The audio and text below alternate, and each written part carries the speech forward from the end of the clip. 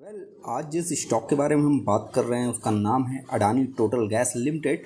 अडानी के शेयरों में ऐसा कहा जा रहा है कि आपको रातों रात बढ़त देखने को मिल सकती है। इनके कारोबार में हज़ारों करोड़ रुपए का निवेश करने का प्लान बन रहा है, जिसकी वजह से आपको अडानी टोटल गैस के शेयरों में अच्छी तेज़ी आती हुई दिख सकती है। बट ये कितनी सच है कितनी झूठ है ये बात, इसके बारे में विस्तार से चर्चा करेंगे। फिलहाल स्टॉक की अगर बात करें तो स्टॉक इस समय आपको 654 रुपये के आसपास ट्रेड करता हुआ दिख रहा है।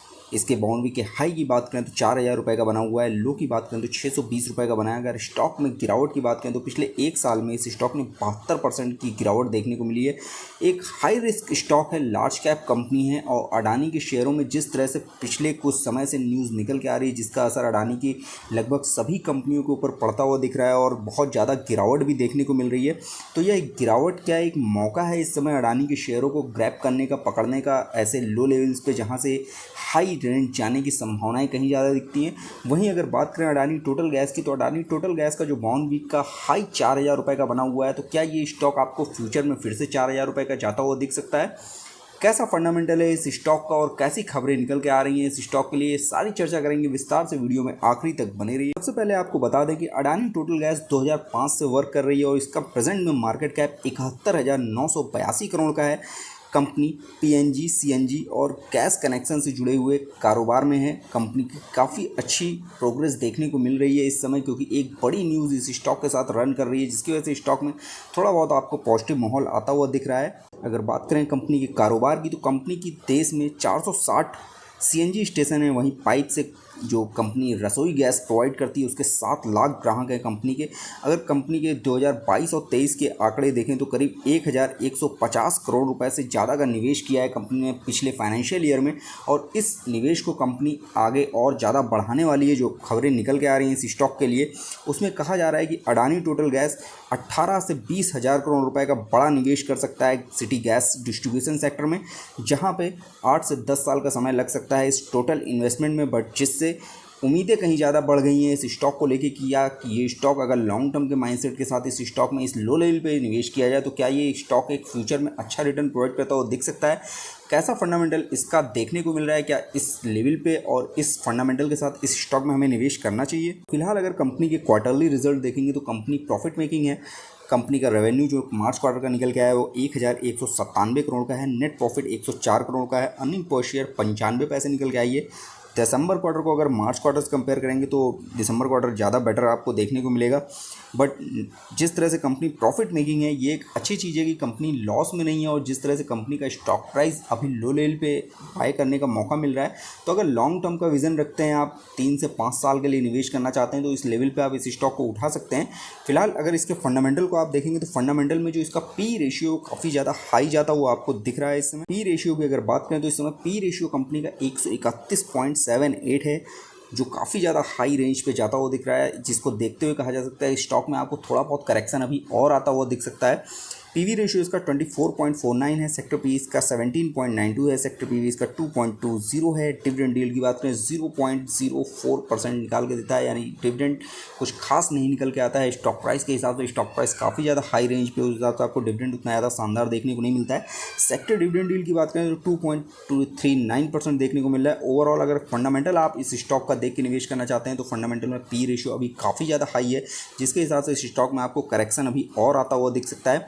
फिलहाल अगर खबरों के हिसाब से निवेश करना चाहते हैं तो अगर इस लेवल पर पिक करते हैं तो आपको लॉन्ग टर्म का विजन रखना पड़ेगा, क्योंकि कंपनी ने जो 20,000 करोड़ रुपए निवेश करने की योजना बनाई है वो 8 से 10 साल में निवेश करने की योजना बनाई है, तो आपको कम से कम उतना लंबा विजन लेके चलना पड़ेगा इस स्टॉक में एंट्री करते समय।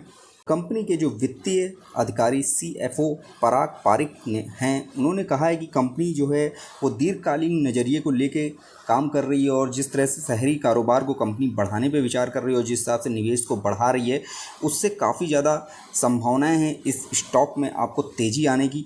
हालांकि जिस हिसाब से कंपनी की योजना है 18 से 20 हज़ार करोड़ रुपए का निवेश करने की, जिससे एक कंपनी का बुनियादी ढांचा जो है वो काफ़ी ज़्यादा मजबूत होने की संभावना है। अगर ये बुनियादी ढांचा मजबूत होता है तो जाहिर सी बात है कि आपको स्टॉक प्राइस में भी तेज़ी आती हुई दिखेगी। बट जिस हिसाब से एक लॉन्ग विज़न है कंपनी का इस तरह का निवेश करने का, तो इसके लिए आपको निवेश करते समय भी एक लॉन्ग विज़न ही लेके चलना पड़ेगा। फिलहाल अगर इस स्टॉक के अब तक के रिटर्न्स को अगर देखेंगे तो 3 साल का रिटर्न ही आपको बेहतर देखने को मिलेगा। 3 साल में इस स्टॉक ने 328% का रिटर्न दिया है। वहीं अगर 1 साल की बात करें तो 72% से ज़्यादा की गिरावट देखने को मिली है। 3 महीने में 24% से ज़्यादा की गिरावट देखने को मिली है। वहीं 1 महीने की बात करें तो करीब 6.5% के आसपास की गिरावट देखने को इस स्टॉक के अंदर आपको मिल रही है।